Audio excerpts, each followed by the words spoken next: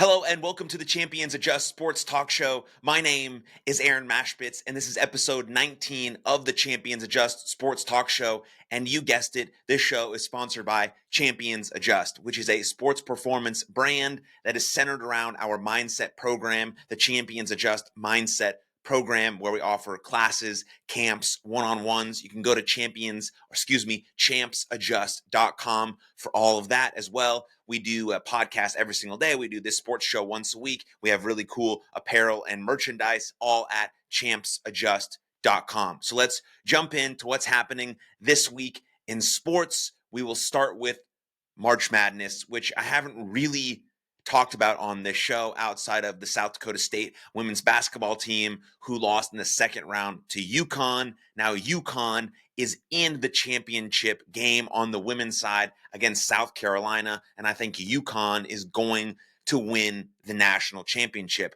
But we also have our other championship game on the men's side. You have Florida versus Houston beating Duke in an upset on a questionable call, but Houston still wins. They're still going to the championship. Florida beats Auburn. So now you have Florida versus Houston on the men's side. And again, you have South Carolina versus UConn on the women's side. I will take Florida on the men's side, and I will take UConn on the women's side. UConn seems really dominant. They dominated the South Dakota State Jackrabbits in the second round, but kudos for South Dakota State for making it to the second round, and UConn is looking good, so I will pick them. Florida's looking good. I will pick them, but really doesn't matter who I pick. It's just, giving my thoughts and opinions here on this sports show. But more importantly, we had a historic moment that got us to this men's championship between Florida and Houston. For the first time in NCAA men's basketball history, 3 Jewish head coaches simultaneously reached the Final Four. As March Madness moves into its championship game, coaches Todd Golden of Florida, Bruce Pearl of the Auburn Tigers, and John Shear of the Duke Blue Devils each led their teams to the Final Four, which all happened on Saturday. And now we have Florida and Houston in the championship game. Notably, the last Jewish coach to win the national title was Larry Brown with Kansas in 1988, the only coach in history to have won both an NCAA title and an NBA championship. Adding to the excitement is this young kid named Emmanuel Sharp, an Israeli-born athlete who once played for Israel's U16 national team. Sharp is guarding for the Houston Cougars, who faced the Duke Blue Devils in the Final Four and are now in the championship game against Florida. Right? These aren't just like top seeds. These are standout coaches, standout leaders who proudly reflect, Jewish identity, all chasing that national title in that Final Four scenario. Now with only obviously 2 remaining with Florida and Houston. It's a remarkable moment, that really underscores the growing visibility and influence of Jewish talent across the world of sports. So with that said, let's go Florida. Also, congratulations to Houston. And what a beautiful, beautiful moment for that. And for, Jewish identity and Jewish talent in sports. Amazing. All should be celebrated as we move on into Major League Baseball, with everyone talking about the Torpedo bats. I had to come on here and talk about the Torpedo bats, which basically took Major League Baseball, by storm on its opening weekend. So if you're making like a bowling pin on a lathe and suddenly decided to make a baseball bat, instead the result would look something like, this Torpedo bat.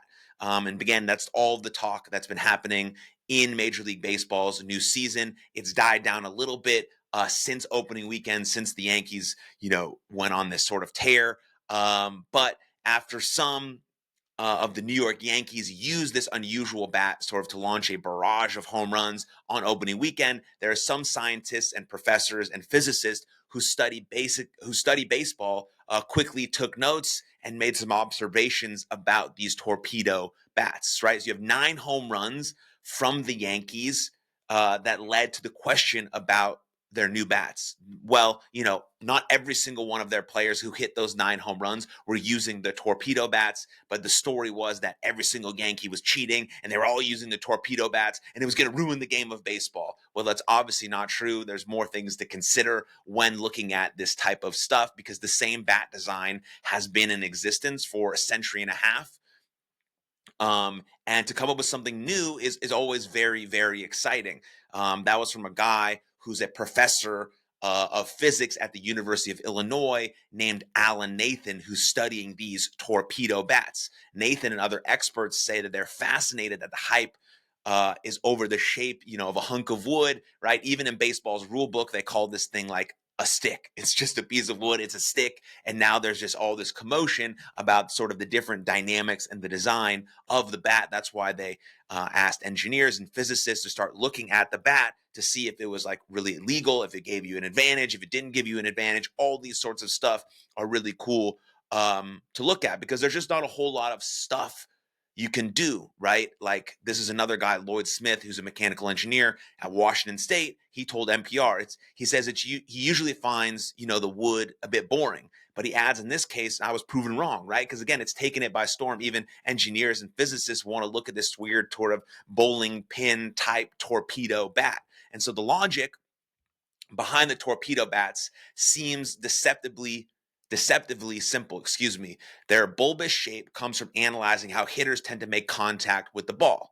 If you're making contact in the same place in the barrel all the time, what can we do about the bat to try and give them better performance at that specific location? That said Dan Russell, who's again analyzing these bats, who's a professor at Penn State University. So all three of these guys, Russell, Smith, and Nathan, weren't involved in the actual designing of the new bats, but they have a long history of studying how baseball works, including a collaboration studying the illegal corked bats. The torpedo bats, very important, the torpedo bats are legal, conforming to MLB's Rule 3.02, which states the bat shall be smooth, round stick, no more than 2.61 inches in diameter at the thickest part and not more than 42 inches in length.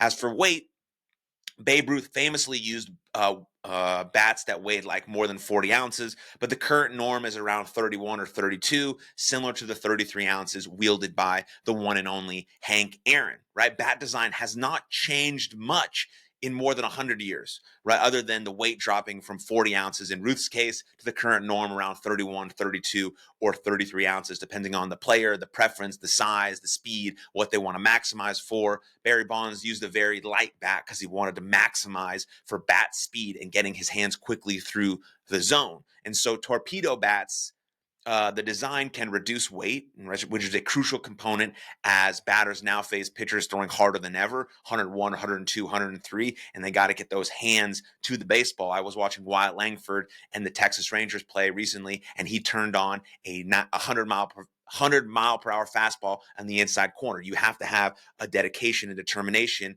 one, of course, but you also have to have the bat speed and the wherewithal to know that that's where your path is going to go. And you're sort of sitting on that pitch, and the bat speed and the direct bat path, the knob to the baseball is extremely important. And you want to be able to maximize for that. You have to also almost be sitting on that one pitch. Like I'm looking for the fastball on the inner half, and I'm cheating that way because it's coming 100 miles an hour. You don't really have much time to react. And so Wyatt has a direct path to the baseball, gets his hands through the zone into it, and drives it over the ball, over the fence for a home run. So why hasn't anyone tried this approach before in baseball?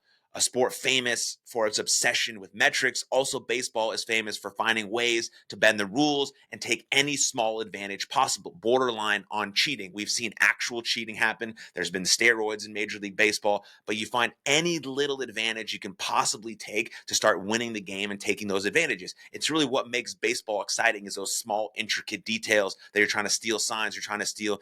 If the pitcher is tipping off his pitches, you're trying to take advantage in the box. You're trying to sit on pitches and cheat on and lean into pitches and guess what pitches might be coming and tendencies and patterns and all of this, so that Wyatt Langford again can hit that fastball at 100 miles per hour on the inside corner because he's sitting on that one pitch in that one location. If you get it, you get it. Barry Bonds talked about that all the time too. He only would usually get one or two pitches to hit per game because he was walked so often, and he just would not miss that pitch because of his speed, his hands, the direction of his hands. That's why he's one of the greatest players to ever live, if not the greatest player to ever live. And so the guy in question when we're thinking about these bats is a guy named Aaron Leinhart. He's a former MIT physicist who became a Yankees analyst and now works for the Miami Marlins, he's credited with driving the new bat design. For a sense of how the torpedo shape might help a batter, consider the modern cupped bats, their barrels ending with this deep indentation rather than a rounded curve. That's important weight to eliminate. That's at the end of the bat, and that's going to be much more important than weight near the handle. It makes the bat a little easier to swing. And again, I'm thinking about bat speed. Barry Bonds maximized for bat speed. Wyatt Langford maximized for bat speed so he could reach that 100-mile-per-hour fastball on the inside corner and be able to turn on it as quick as possible.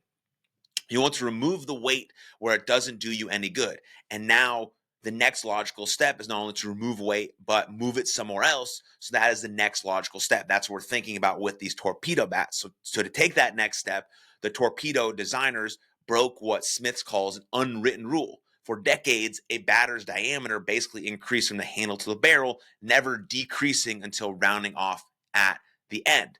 Torpedo bats' diameters widen, but then narrow, bringing a number of dynamics into play. On an essential level, moving weight from one end of the bat closer to the hands reduces what's called the swing weight, or in technical language, the moment of inertia of the bat, making it easier to swing, easier to control. That's an important distinction there. Another potential benefit is if the design allows the bat to have a slightly wider diameter in the bat's favored location without adding to the swing weight. Then the advantage is having a larger surface area over which to make contact with the ball.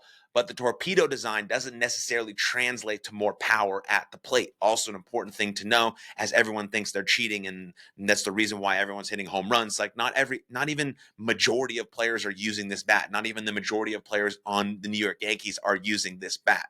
If you lower the swing weight, again, you increase the swing speed, which is super important for exit velocity and hitting the ball farther. The trade-off, though, is that by lowering a bat's swing weight, you swing the bat faster, but you have less mass to hit the ball with. So it's obviously there's trade-offs for everything, but using a bat is always a player's choice. Whatever they want to feel most comfortable with is going to be the most important thing, because you want to feel comfortable and confident in the batter's box. Again, when you're facing 100, 102, 103, that's why Barry Bonds maximized for certain things. Luis Ariz maximizes for certain things. Tony Gwynn, all these hitters are different, but they want to maximize for their strengths. If you could swing a sledgehammer really fast and make contact with the ball right at the head, it's going to go really far. Of course, it would be difficult to swing a sledgehammer with that much speed and accuracy. That's why baseball bats are not sledgehammers. If you slide the weight down the handle towards the hands, the science says, it becomes easier and easier to swing. But when you make contact at the end, there's less and less mass for where you can make contact. So for the average person, what it means is if you lower the swing weight of the bat, your exit velocity goes down. Of course, major league hitters are not your average people. They're the best hitters in the whole world, right? That's why someone like Wyatt Langford can hit a 100-mile-per-hour fastball. Most people cannot do that. Most people wouldn't be able to even see that ball coming into the catcher's glove. But it's worth noting that the Yankees' 9 home runs, 3 of them were hit by Aaron Judge using his normal non-torpedo bat. So the question remains in everyone's mind is, so does the torpedo bat give hitters an edge? Well, I don't think it's hitting the ball any faster, but with the potential gains in bat control, which again were super important to people like Tony Gwynn and Barry Bonds, the bats may boost a less measurable but really crucial factor, the hitters or the batters' confidence, right? Confidence means intense trust in oneself, and anything that allows a player to have more trust in themselves will increase confidence and ultimately overall increase success. So that is a very important metric to measure, but it's not going to come up on all these stat sheets and metrics and baseball analytics that people look at. But if my confidence is increased by walking into the batter's box with a certain thing, then I'm going to use it more often. You want to step in that batter's box calm, confident, and prepared. And whatever you can do routine-wise is going to give you that edge. That's why it's all about player's choice and player preference, because the game of baseball is very superstitious. It doesn't matter what the thing is. If you found something that makes you more confident, you believe it's going to work. But baseball players in general must get away from all these weird superstitions and rely on consistent, repeatable routines like all great athletes do. That's where the mindset and the mental skills come in that become more important than these like random superstitions that we feel like we need to rely on, like the color of our underwear, our socks. No, it's about repeatable, consistent routines that as allow us can act more confident. So when we get into the batter's box, we feel more confident, and then the more trust we have in ourselves so that we can get the job done with whatever sort of bat we might be using. Because the Yankees drew major headlines for using these torpedo bats, and players on at least 8 MLB teams have tried the bats, from Chicago Cubs to Tampa Bay Rays, in batting practice, spring training, or the regular season.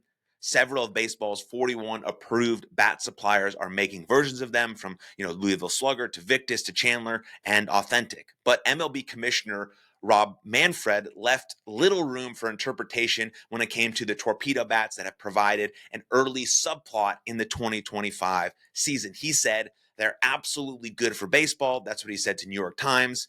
I believe that issues like the torpedo bat and the debate around it demonstrates the fact that baseball still occupies a unique place in our culture, because people can get into complete frenzy over something that's really nothing at the end of the day. He said, again, the bats comply with the rules.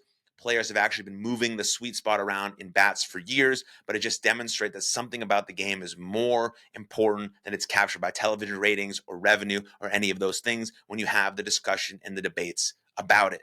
As Manfred alluded to, there is something, there isn't some wider conspiracy at play. The modified bats are within the MLB rules, and they're out in the open for everyone to use. Because in general, a lot of casual baseball fans believe that the game has become too skewed towards pitching.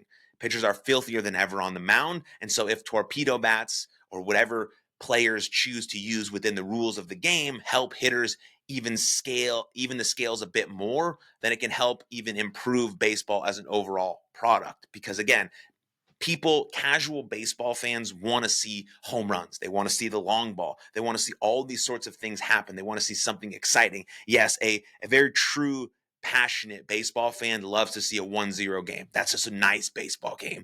But majority of fans want to see home runs. They want to see runs. They want to see balls hit very far, and they want to see balls hit very hard. And with pitchers becoming more and more harder, they're throwing harder, they have nastier pitches, their ball has more movement. You want to bring back some sort of idea that there's still going to be the long ball, that people are going to hit home runs like an Aaron Judge, like Shohei Ohtani, like these guys who are the most exciting players in the game. And so if you have something within the rules that allows players to show up more confident, allows players to be themselves a little bit more so they can reach that 100-mile-per-hour fastball like a Wyatt Langford or like a Barry Bonds, then let's allow them to have that player's choice so that they can have more confidence, more control, and more preparation in themselves as a baseball player. And then ultimately what you have to do is just bring back steroids, right? You just bring back steroids, and then we have something exciting, some exciting baseball to watch. Now, in reality, though, like that's sort of what people are sort of glomming towards when they're talking about Major League Baseball. Like back in the day when the steroids were rampant in baseball and everyone was hitting 50, 60 home runs. You look at some of these all-star break numbers and they're insane. They're just insane. But now we don't have that, right? Because steroids are an illegal part of the game, obviously. But back in the day, you had guys like Jose Canseco and Mark McGwire and Roger Clemens and Barry Bonds and Rafael Palmeiro and all of these guys, right, doing the damn thing, making baseball as exciting as possible. So what little tweaks can we make now within the rules that allow baseball to be a little bit more exciting, a few more home runs, get the casual fan watching the game again? This might be a potential option. I'm a baseball purist. I love baseball. It's my favorite sport. It's always been my favorite sport. I could watch a game and it'd be 1-0 with one hit. That's a freaking incredible, incredible game. I also love to see, 9 home runs and balls just being blasted everywhere and guys hitting 300-foot or 400-foot bombs, excuse me. And so whatever, like bring back steroids, make baseball exciting again. But no, let's think about the torpedo bats, a little bit more logically rather than, seeing the 9 home runs from the New York Yankees and immediately posting on the internet that they should be banned from baseball. I'm pretty sure that's what Dave Portnoy did from Barstool. He's obviously wrong, right? You don't need to ban them from baseball. They're within the rule book. Not many players are using them right now. It's allowing players to have their own choice. They want to feel as comfortable as possible in the box with these bats. The guy that hit 3 home runs in the 9 home run game, Aaron Judge, doesn't use it. Shohei Ohtani's not using it. The best players in the world aren't using it. It's just some guys are using these torpedo bats because, again, they feel most comfortable with these types of bats. What are they trying to maximize for in the batter's box? Are they trying to maximize for average and contact like Luis Rise? Are they trying to maximize for power? Are they trying to maximize for bat speed? Are they trying to maximize for Barry Bonds? No one can be like Barry Bonds, but like a Mike Trout potentially who has speed, power, and contact when it comes to it. Are they trying to be like Ohtani? Are they trying to be like Langford where they can have that speed and that direction and that control of the barrel so they can reach that 100-mile-per-hour fastball on the inside corner? It's all about what you want to maximize for and what really plays to your strengths as a baseball hitter and what can give you the best chance of being the most successful against these major league pitchers. Because we know 3 out of 10, a 300 average, is extremely successful as a Major League Baseball player. That's Hall of Fame type numbers. Most people are in like the 250, 270, 280 type range.